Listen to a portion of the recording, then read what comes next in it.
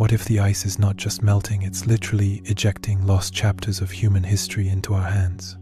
That's the question that haunts the melting alpine patches of northern Canada, and the secrets they're revealing challenge everything we thought we knew about the Ice Age, human evolution, and prehistoric life. Unlike glaciers that creep and grind, crushing artifacts into dust, these patches sit still, silent, and cold. They do not move. They do not erase. Instead, they cradle what was left behind a hunter's dart, a scrap of hide, a feather holding them intact for thousands of years. High in the Canadian parks, these icy vaults remained sealed for millennia, guarding memories of ancient lives. But now, climate change is prying them open. As the patches retreat, the treasures they protected are exposed to air and sun for the first time since the Ice Age. Archaeologists race against time, rushing to rescue moccasins, tools, and fragments of story before they wither into nothing. Each artifact is not just an object, it is a heartbeat from the deep past, slipping through melting ice into our fragile present. Across 43 melting ice patches, archaeologists have recovered more than 200 organic artifacts: wood darkened by age, bone carved into tools, leather hardened by centuries, feathers still delicate to the touch, along with over 1,700 animal remains.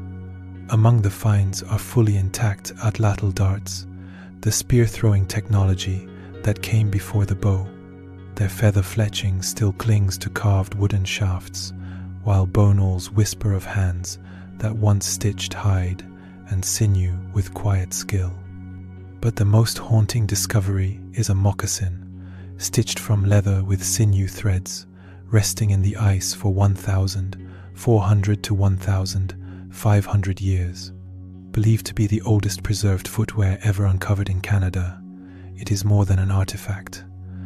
It is a footprint in time, a rare glimpse into the everyday life of people who walked these high, frozen landscapes long before us. For centuries, hunters relied on the atlatl, a simple lever that hurled long darts with deadly force. Ice patch discoveries show its long reign across alpine hunting grounds, a tool passed from hand to hand, generation to generation.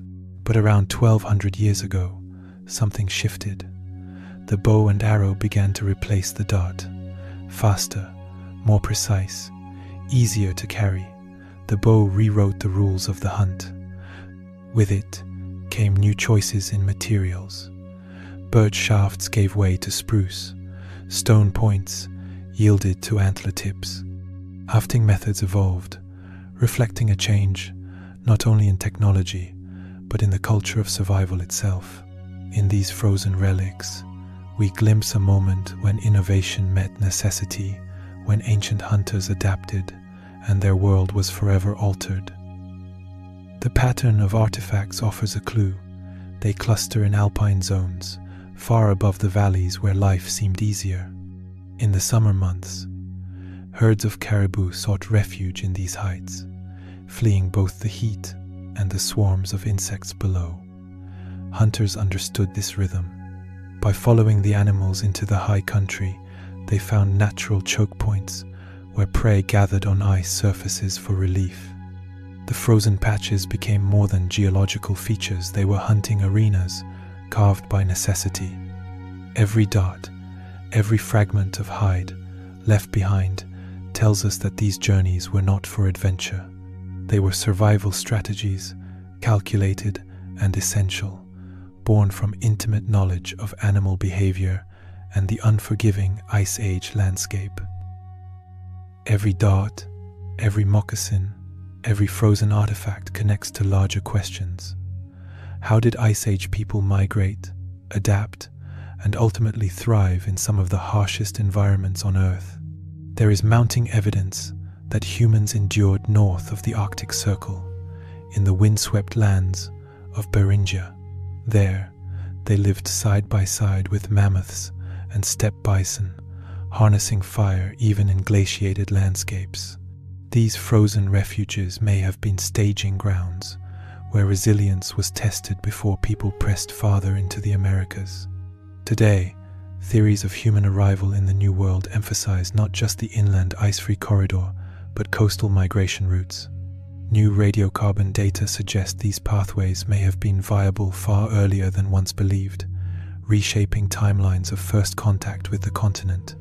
And hovering in the background is another tension: the rivalry between Neanderthals and early modern humans. Some researchers argue that clothing itself was the decisive edge. Early Homo sapiens may have crafted fur garments sewn into parka-like forms, wrapping the body against lethal cold.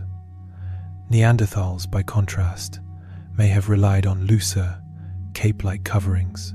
In an Ice Age world, that difference could mark the line between survival and extinction.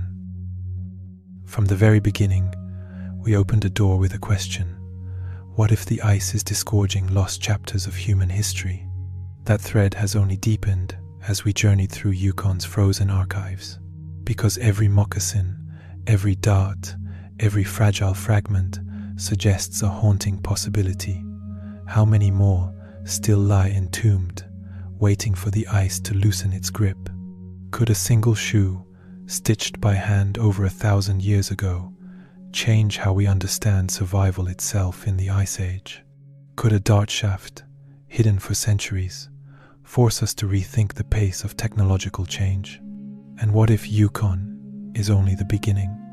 Might the Alps, the Siberian tundra, or even the high Himalayas conceal their own ice patch vaults, sealed collections of human effort that no written record has preserved? There is also the question of parallels.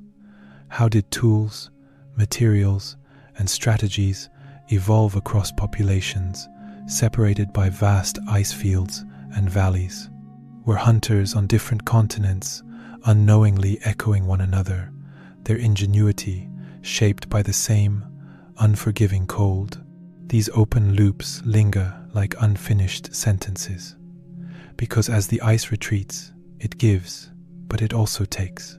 We recover priceless fragments, yet watch entire archives dissolve before we can even glimpse their secrets. What if the ice isn't just melting, but releasing lost chapters of human history? Now we see it's true.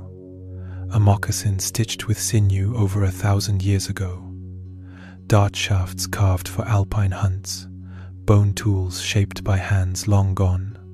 Not objects, but echoes of survival, frozen for centuries and returned to us. They remind us that Ice Age life demanded invention clothing for brutal cold, weapons evolving with every hunt, strategies that shaped migrations and set early humans apart from Neanderthals. Yet there's a cruel irony. The same warming that reveals these treasures erases them. Every discovery is fleeting, urgent, precious.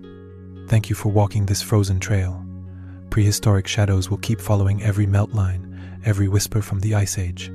Stay curious, stay skeptical, and subscribe, because the next glacier may rewrite what it means to be human.